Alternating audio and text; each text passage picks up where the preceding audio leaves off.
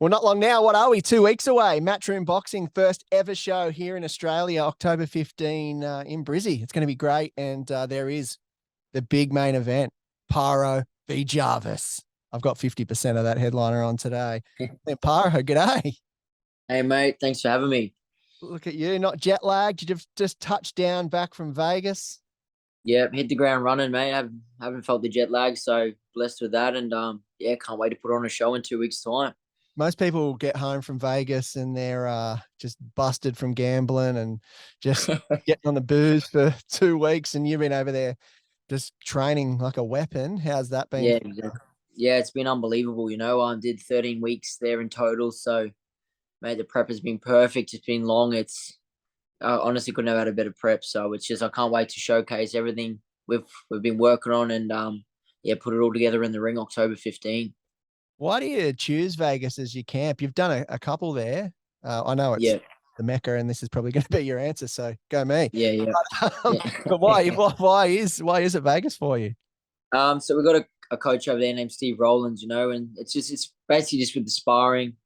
Like you said, it is the Mecca. So there's people over there trying to prove themselves. A lot of world champions train there, and it's just a variety of sparring and opponents you can get there. Everyone's trying to prove themselves, and it makes you lift to that next level. And by the time we bring sparring into Australia and stuff like that, it costs a lot more. So it's over there. I'm away from distractions, and my mind's strictly on the job. So it's unbelievable. I love it over there, and I'll continue to do my camps over there.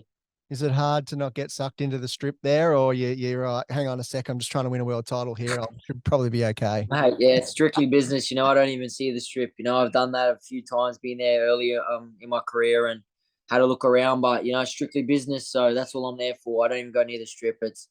I'm there to get a job done, and I just got to execute that. Yeah, in 2 weeks' time.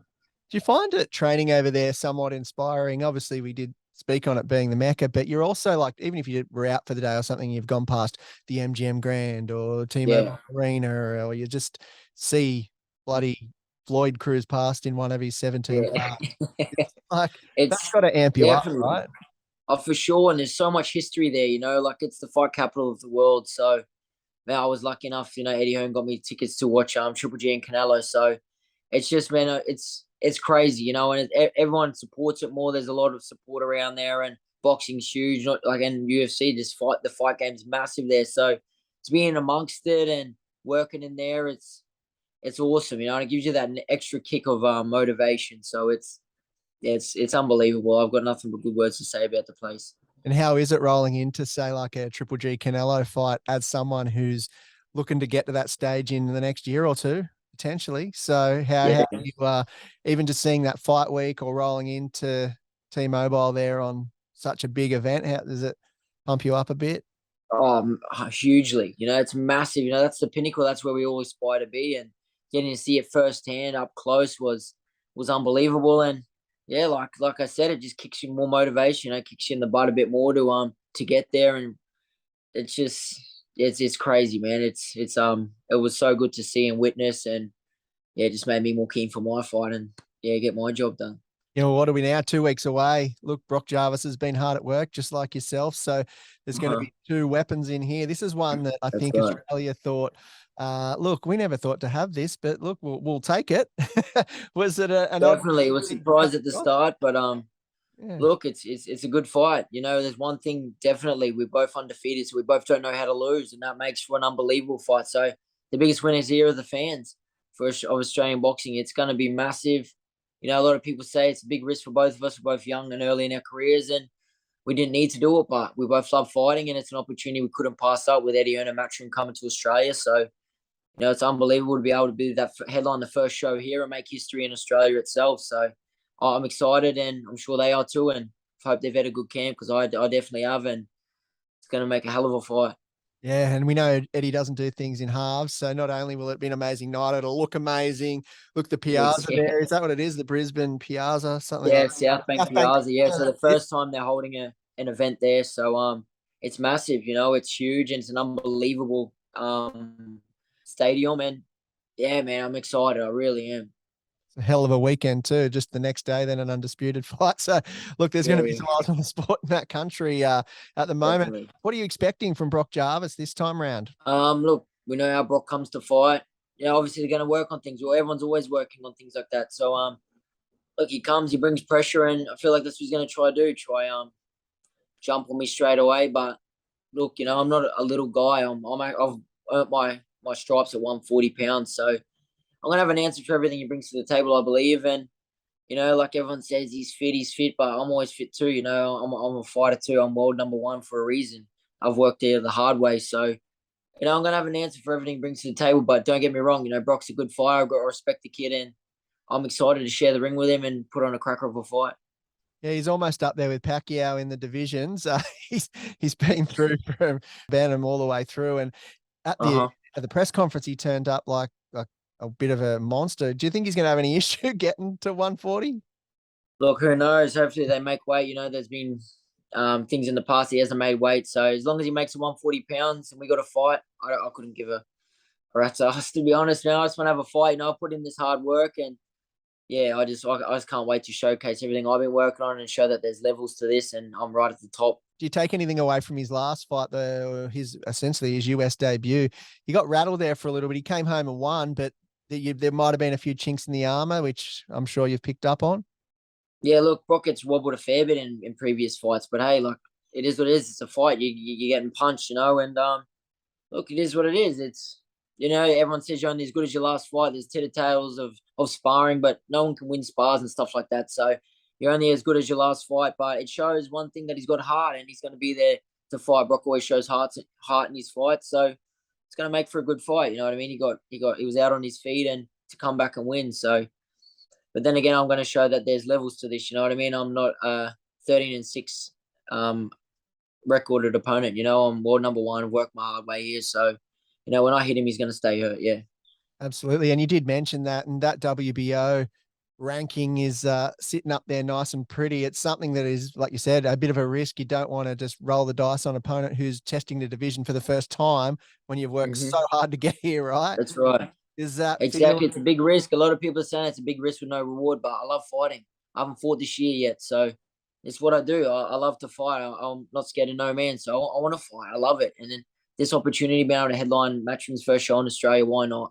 It'd be silly not to take that opportunity. So Does it feel like your career's sort of, obviously you've been working away for a long time, but does it starting to feel like your career's really getting to that point of you can be even like, say, let's say ranking 6, 7, all the way through to not being ranked. It can be a bit of a wishy-washy area, but as soon as you get yeah, into the top 5, it's pretty full on, and then it does become a severe career.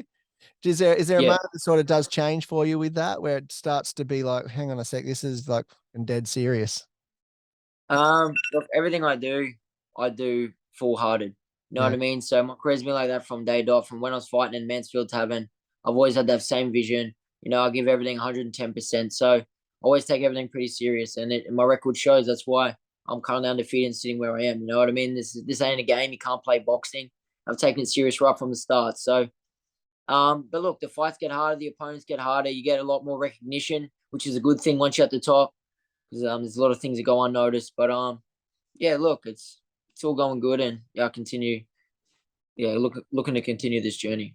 Yeah, well, that division that you are in, obviously the super lightweight at 140, it's got some stars in it, like we said, and it's also got a guy that holds a belt in your division, and he has vacated the others, but he's holding on this one for a reason. Yeah, The guy that he stole them from. We are talking yeah, Josh Taylor versus Jack Catterall. Now that I only saw the other day might not even happen in November. It could be Jan now for some venue issues, but yeah. that's obviously the belt that you're hunting first. Yeah. Well, I'm highest rated in the WBO. So it is what it is. It's just boxing's a big mental challenge. It's just another mental challenge thrown in the way. Got to just stay there, and like you said before, I could just sit pretty at this in this ranking, and wait for the title shot. But I love fighting, so I've got to keep fighting and ticking over, keep the ring rust away, and yeah, it's yeah. Look, it is what it is. So just got to keep going. Say Josh Taylor wins his next fight, do you think he's going to stick at the weight, or do you think he's going to vacate? Because that would mean, if you're looking at the rankings right now, it'd probably be you and Teofimo Lopez for the title. Yeah, that's right. 100%. So who knows? You know what I mean? Yeah. I thought he was lucky to get the decision last fight. I think Catchwell got ripped off in that fight, and I think a lot of other people thought the same. But and Josh Taylor's a good champion. He's proved it many times. So I feel like he wants to run that back just to prove. I don't think he's going to let that happen again. And look, he's big for the division. He's a big guy. So we're just going to have to wait and see how easy he makes it this next fight. And I think it all comes down to that. It's just a fight at a time, you know? What do you make of Ryan Garcia in your division now? Man, it's unbelievable. I'd love to get in a fight with them guys. You know, they're the big money fights and big names. So you knock someone like that off and instant superstar. So Yeah, and yeah. look, you've seen Shakur Stevenson step up a weight recently. He's now in lightweight. He's someone that you've sparred recently. When you are Mhm. sparring these big names, do you sort of like, I would take notes, like if we face each other, okay, I know you do this. Do a bit of homework Always, while you're in there. definitely. Always, anyone can be a potential opponent, you know. So we've got a feel for each other now. We did a fair bit of work together. So yeah, but that's a fight that I'd love to. It's if you ever come up to my division, it's and I want the big names. I want to test myself. That's what it's all about. You know, I'm not scared to lose. I'll test myself against the best. I hate losing, but I ain't scared to lose. You know what Yeah. I mean? So that's why I'll fight anyone. But yeah, I want the big names. You know, you get that recognition for the fights and all the hard work you put in. Yeah, is that something where you do spar your Shakur Stevensons? I've spoken about it many times, and obviously Devin Haney, you've sparred him as Mhm. well. Rolly Romero, getting him ready for Yeah. Tank. Are they guys? Have you been doing any of that this time around? Are you calling them saying, "Hang on, now it's my turn"? Who have you? No, not Just really. Just because styles make fights, you know, they none of them really have the same style as Brock. Everyone fights different. But look, I did spar with Alberto Puello early in the camp when I first got over there. He just won the WBA title. So, and the guy that just fought the Olympic gold medalist Robson Consacao, that just fought Shakur mm, Stevenson. So I was getting in good work, and man, there's heaps of good work there. Vegas, yeah, you can't run out of good work. So I think that's the. I guess at the start of this podcast when we mentioned to you why Vegas, I think yeah. that's right. They're all just Def rolling through. 100%. Definitely. There's always someone there and then everyone can fight. So it's a perfect place to prep. Yeah. Do you notice your level rising dramatically after those sort of people? Because like I guess like you see someone like say let's ask Sky Nicholson for argument's sake, she's gone to the UK because there's just not enough women here doing it. There it's growing, but the talent hmm seems to be over there. So she's got options, and that's probably what you're finding. Do you feel you get a bit better quicker, or you're learning new things, or I don't know, you're progressing when you are getting Definitely. You're in there with top notch other well rated fighters, and it's not only physically but mentally, you're in there with guys that just won world titles and going and holding your own there, and it's good for the mental aspect of things too. You're in there mixing it with the best. Even last camp when I was sparring all them top liners there and going pretty well too. So it's like it's good for the mental side of everything. You belong at that level. And man, iron sharpens iron. You know what I mean? You're gonna go in there with the best. Of course, you're gonna pick things up. And no, it's an awesome opportunity to keep training there. And yeah, I'm gonna continue to do so. I'm sure he's got more tricks in his bag, Brock Jarvis, but he is renowned for taking your ribs and beating the absolute shit out of him. Is Yeah, that something that's gone into this camp? Because he is renowned, that's his thing. Body shots, right? yeah, body shots, 100%. Yeah, definitely. Look, he can look. He's gonna hit there. We're boxing. We're hitting each other. You know what I mean? But look, it's I hope they have worked on other things because he's got one style. You know what I mean? And it's just like I said, I respect everyone, but there's going to be a time where, like only a certain amount of things can help you, and you got to have more answers. And from what we've seen, there's only one way he fights. So when that doesn't go his way, it's going to be good to see what happens then. And look, if he wants to try boxing, I'd love to take him to school on a boxing lesson. So It's an interesting one for you because you're really got the lights all there ready to go, and we get past Brock Jarvis, and then what? What are you sort of looking for 2023? I know the opponent that you're about to take on is first step, but obviously yeah, there's that's right. a map that you got planned. So look, like I said, I just not looking past anyone but Brock Jarvis. He's in my way. He's the one trying to stop everything at the moment. But God willing, I get through that. Look, I want the big fights. This year's been a pretty slow year, but I think after I get the job done here on October, I'm gonna next year's gonna be a pretty busy year. We're sitting high in them rankings, and I'd love to be world champion in 2023. Yeah, and this one obviously is for a belt as well with the WBO Super Lightweight Global. There's some bling in this one as well for you. Mm-hmm. What ones are you holding at the moment? So the WBO Global's mine, and Yeah. then I did have the IBF International, but I think just the WBO Global at this time. So Yeah. so it's my belt defending it, and it's going to continue to be my belt after this too. That I always obviously not a fighter but can talk about it, but I always think just winning a belt's pretty damn awesome. Like Yeah. surely you get home, just put it on, look in the mirror, Oh yeah, it sits in the cabinet. You know what I mean? So it get looks it good out. here. So it can't go anywhere else. It's made the house is set up around it, so I'm not changing my furniture. So it's coming home with me. I've had friends that have won ARIAs and you go to their house, the music awards, and everyone wants a photo Yeah. with it. Is it the same thing for Uh-huh. when you've got a belt?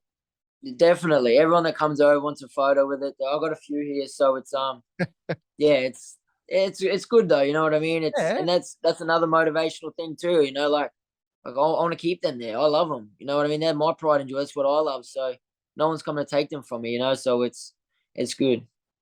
Well, it's going to be great, and we're looking forward to it when you take that on in only a couple of weeks. Brizzy, that seems to be all the big fights there at the moment. I think the last 4 or 5. Yeah, There's a lot happening, so there's some good that's fighters. good. Definitely. So like Australian boxing at the moment is well on the rise. You know, we've got so much skill. We've got a big wave of fighters.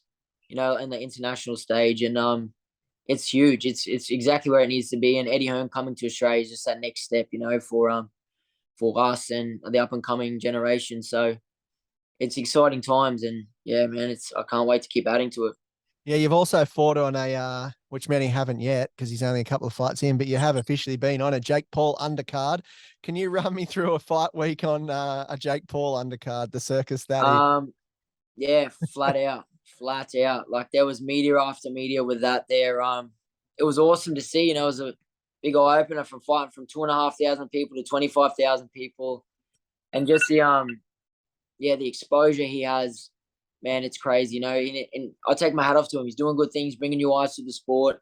Well, if the sport keeps growing, you know, you can't do anything but praise him. So, but man, that fight was something else, and I look forward to more big fights like that. Definitely. Yeah, and you just see the ability he has to no, I wouldn't say, oh yeah, manipulate the media. He sort of does Yeah, puppeteer everything, doesn't he, really? And yeah, and he definitely knows how to sell a fight. And look, there's another one coming up, obviously, with him in a few weeks. And then we yeah. are obviously have George Kambosos, Devin Haney, not too far away as well. You were at the last one. Hmm. Yeah, I was. Yeah. Are you gonna fly the next day down to this one, or are you just gonna with your Look, belts in it's the hotel?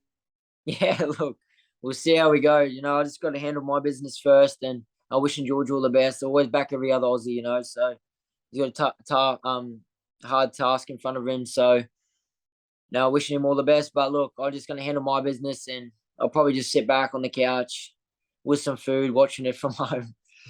Finally, those hamburgers, everything else have been Yeah, everything. couple of years. You enjoy your World Cup, buddy. I'm all done. Yeah, That's good. Do you think it's an interesting one for a fighter because you haven't been in this position yet? Oh, well, a little bit, but where you just he's got nothing to lose but has to win. It's like, you know what I mean? Like he's lost yeah, those belts and Devon's got to defend now, and it's all or nothing for this one. Because let's face it, yeah, if this is this opportunity, his next shot at a world title could be a while off if they remain yeah. muted. It's definitely it's do or die, and I haven't been in the position of George having all the belts and then losing them. I bet it hurts, and it hurts deep. So, but he's got that hunger to want to get him back, and yeah, look, I just wish him all the best, and I hope he can get the job done. Yeah, you've been close with him over the years, haven't you? Yeah, we are good mates. Yeah, so we keep in contact pretty regularly. Yeah. So what do you make of him being quiet this fight? Because he's completely off the radar. Yeah, well, his mind's on the job. You know, Yeah. there's a few things he said last time he would change, and he's done so. So it's his mind's on the job, and he wants to take back what's his. He's had the taste of that victory, and getting that taken from you would suck. So he wants it back. I don't blame him, and yeah, he just got that dog about him. He's ready to go get it done. We look forward in 2023 of you starting to just stack the collection of world title belts. We'll get the WBO, then we'll just move right to left, and you'll have them all. There we go. And 100%. then That's another the plan. That's the plan. Unify. it. And then you got That's to exactly pay the right. That's a stinking big fight sanction down the fees. track. That could be a big fight in the future. You know, me and Georgia, but like we both got to get through our fights, and yeah, it could be definitely a big potential domestic fight down the track.